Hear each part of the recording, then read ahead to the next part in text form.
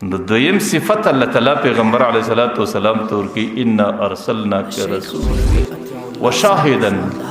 شاهدم د پیغمبر علیه السلام صفت الله تعالی د شاهد په لفظ ویلي شاهد ولي ورته وي د شاهد معنا په عربي کې گواه پیغمبر علیه الصلاۃ والسلام عجیب گواه دی دا غي د گواهی د اثر او ظهور دا به د قیامت په میدان کې کیږي چې څومره انبیا د الله تعالی او حضور ته د خپل امتونو په مقابل کې فیس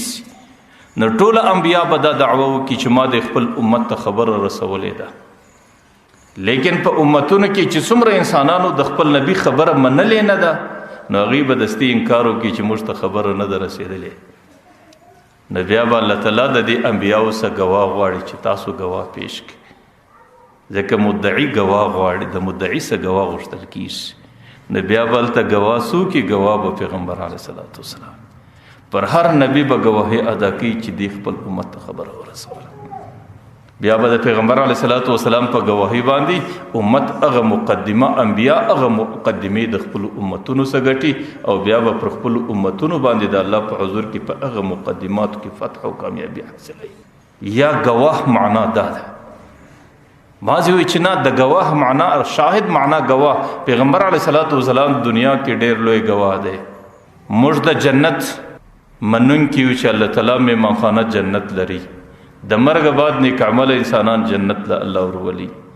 موږ د جهنم منون کیو چې د مرګ بعد جهنم ستا موږ د الله د ذات منون کیو موږ د الله د عرش منون کیو موږ د کرسی او د لوح محفوظ منون کیو لیکن د دې په منلو کې موږ د چا گواهی ته اعتبار وکړو زموږ لپاره پر دې باندې گواه څوک دی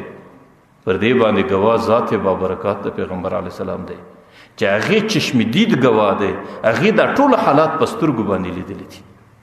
زموږ د عقیده ده چې د معراج په شپه باندې پیغمبر علیه الصلاۃ والسلام جنت لیدلی دی او د معراج په شپه پیغمبر علیه السلام جهنم لیدلی دی او د معراج په شپه باندې پیغمبر علیه السلام د الله عرش لیدلی دی هغې لوح محفوظ لیدلی دی هغې کرسي لیدلی ده هغې سدرة المنتهی لیدلی دی هغې دا ټولې خبرې چې موږ کمې منلې دي د هغې دپاره ګواه بهترین ګواه او هغه د سترګو لیدونکی ګواه هغه ذات د پیغمبر علیه السلام دی ځکه الله تعالی ورته شاهدا ته ګواه بعضې محدثین بعضې مفسرین بیا وایي چې دا پیغمبر علیه الصلاۃ والسلام ګواهي بله ګواهي وه د پیغمبر علیه الصلاۃ والسلام گواهی به د قیامت په میدان کې او پر څه باندې به گواهی ادا کوي الله تعالی به پیغمبر علیه السلام ته د قیامت په میدان کې یو فراست او یو ایمانی یو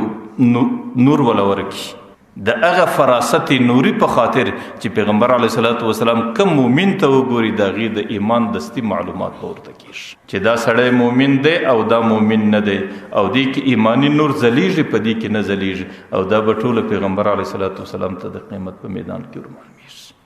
بیا به د الله تعالی په حضور کې د ټولو انسانانو د ایمان گواهی دا به پیغمبر علیه السلام ادا کوي چې الله دا مؤمن دی دې کې ایمانی نور ستا او دا مؤمن نه دی دې کې ایمانی نور نستا نو د پیغمبر علیه السلام گواهی دا به د قیامت په میدان کې